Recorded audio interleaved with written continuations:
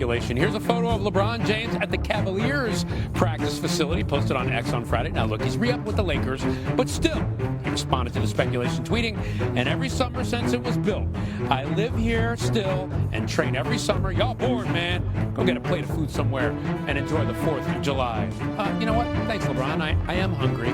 For more speculation, that was cheesy, but Bobby Marks is our ESPN NBA front office insider to help sort through all of this. So, Bobby, look, there's a lot of talk about LeBron's future with the Lakers after Rich Paul's cryptic statement about James wanting to compete for championships, but knowing the Lakers are looking to the future. So, what are the chances that he could be on the move this summer? Well, I think that depends on what LeBron James wants, right? He's one of two players that have a no-trade clause in his contract. Bradley Beal is the other one, and LeBron James dictates as far as what his future is going to hold as far as in a Los Angeles Lakers uniform. Brian, it's complicated, though. He's got $53 million. He's on an expiring contract. I talked to a couple teams during the week when that cryptic message came out, and they said, although he is a great player, it's bad business breaking up your roster when you're looking at trading 3 or 4 players for LeBron James for just 1 year here. So I do think he will be in a Laker uniform when we get to the training camp. You never say never here, but certainly things are not looking as promising as they once did in Los Angeles. And here's the thing, by the way. I mean, he's playing for the Lakers, and there are still a lot of free agents out there, some difference makers out there who could maybe help LeBron and the Lakers. So who are your top guys available at the free agent class? Yeah, the first two are certainly I don't want to call them senior citizens, but they're certainly the older of the free agents here. I think it starts with Chris Paul, the 4-year-old, just finished a year in San Antonio, played all 82 games. And also started 82 games, averaged north of 7 assists per game here. I think he would be a perfect fit for a team like the Milwaukee Bucks, who are in a dire need of a point guard. The next is certainly Al Horford, the 39-year-old former NBA world champion. Here's a player that's averaged at least 6 rebounds per game in his career. Keep an eye on a team like possibly the Golden State Warriors. They need front court depth. Horford would be a perfect fit in Golden State.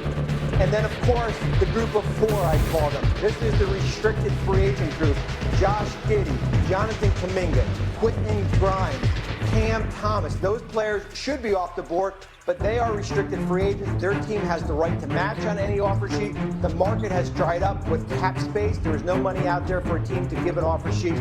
So we'll see what happens with the future of those 4 players. Every single one of those guys on that list could help a contender. We'll see if any of them are on the move. But those restricted guys, they're tough to move. So we'll see what happens with all this. Bobby, thank you so much for joining us on this 4th of July. Happy 4th. That's the baseball, but we're going to stay in LA and talk some basketball because all week everybody's been telling me the Lakers are going to sign a center, and yesterday they did. They agreed to a 2-year deal with 2018 #1 overall pick DeAndre Ayton. He's going to slide into the starting center slot, a position that was exposed in LA's first-round playoff loss to Minnesota.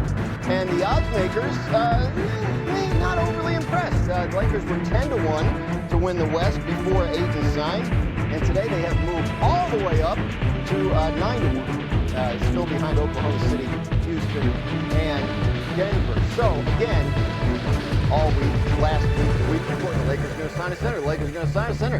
They did. What's it all mean? I mean, what it means is that the Lakers got a talented big man, Dan, that can give them some depth inside, gives them a starter, a guy who's going to be a productive player. But the question is he going to be an impact player? And that very much is an open question. DeAndre Ayton helped the Phoenix Suns get to the finals in 2021, but he has been a guy that's typically been more of a potential player than a reality player in terms of driving winning. It's why he just got bought out of the max contract he was on, and it's why there's a lot of indifference about him signing with the Lakers. However, with Luka Doncic and LeBron James, this is a chance for him to reset the narrative about his career.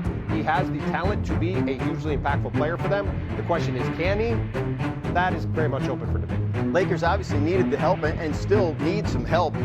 We've been talking all week about LeBron James' situation in LA. He opts into his contract, the final year of his contract on Sunday, and then a minute later we get a statement from his agent indicating that he wants to see what's going on in free agency and what the team looks like before he knows that this is the best place for him long term. So what does the Ayton deal mean about the LeBron situation? It means that they're going to now assess whether or not this roster, which is the words of Rich Paul, is championship caliber. They needed a center. They had to get one. They almost didn't even get Ayton, because if Miles Turner doesn't go to the Bucks, Ayton might end up going to the Bucks. So there's a lot of dominoes that had to fall here.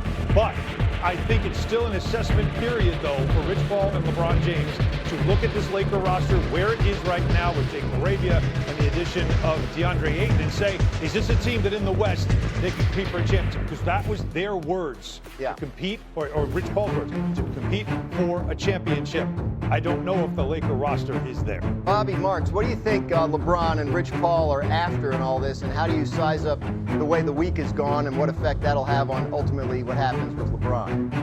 Well, what's interesting is Dan, when you put that odds up, you would have thought, based off of Rich Paul's statement, that the Lakers would have been 10th on that list as far as teams to win in the Western Conference here. They're still 4th, right? That's a team that finished 3rd in the Western Conference last year. And although they lost in that game, a lot of us had projected them to go pretty far in the playoffs here. So this is still a pretty good Lakers team, and they add one of the better centers on the market. If DeAndre Ayton was a free agent before the buyout, he would have been probably the second best center in free agency behind Miles Turner. So it's an upgrade. We've been talking about getting them a center. I think now the big thing is now what's going to be the next move for this Lakers team, because that depth in that backcourt is awfully thin. Yeah, Tim McMahon, when you look at next moves, the Lakers, there's a lot going on with the Lakers right now. Some of it has to do with putting together the best possible team for this year, and some of it is bigger picture. When you're looking at the Lakers and the way they're operating right now, what stands out to you? I mean, the priority is the bigger picture. The bigger picture is Luka Doncic. He's eligible to sign an extension next month. How does he feel about this? How does LeBron feel? That's not the priority. It's a potential headache, but it's not the Lakers' priority. It's about Luka. It's about trying to instill confidence in him that they can build a contender here, that there is a bright future in LA, and DeAndre Ayton may or may not be part of that. To this point in DeAndre Ayton's career, he's been a talented doofus, right? There's a reason this former #1 overall pick, who's an immensely talented, athletic, chiseled 7-footer, has been dumped by 2 franchises. Now, this is a golden opportunity for him to come in and prove he's willing to do the dirty work. He's willing to do the kind of things necessary to thrive with Luka Doncic. But again, it gets back to Luka Doncic is the center of the Lakers universe and the priority moving forward. But you always see talented doofuses go to LA and just lock in. You always see that. At no point, as anyone said, the Lakers had a need to fill at doofus, but I guess here we are. Listen, what Tim said was LeBron's not the priority, but it's a potential headache.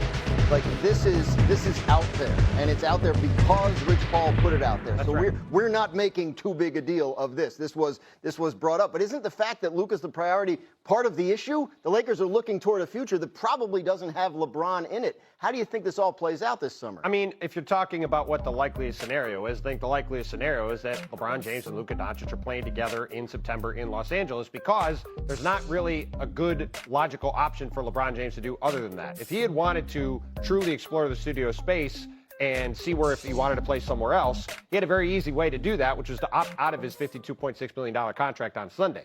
The fact that he did not do that, that he opted in, that he took the money, means that he's stuck in a situation now, or I shouldn't even say stuck, he's in a situation now where he's under contract, he has a no-trade clause, it's very difficult to trade him, and that, to me, leads to all signs pointing towards him and Luka remaining partners on a team that could still be very good. Sounds simple, but as we know, it isn't always as simple as it sounds. We're going to have more on this as we move. In New York, where Mike Brown is now moving, he will be the next head coach of the Knicks, and he is certainly bringing with him a ton of head coaching experience, most recently with the Kings. Brown has a 454-304 record as a head coach with the Cavaliers, the Lakers, and most recently, again, the Kings. We welcome in our senior NBA writer, Tim Bontemps, into the program. Tim, great to see you.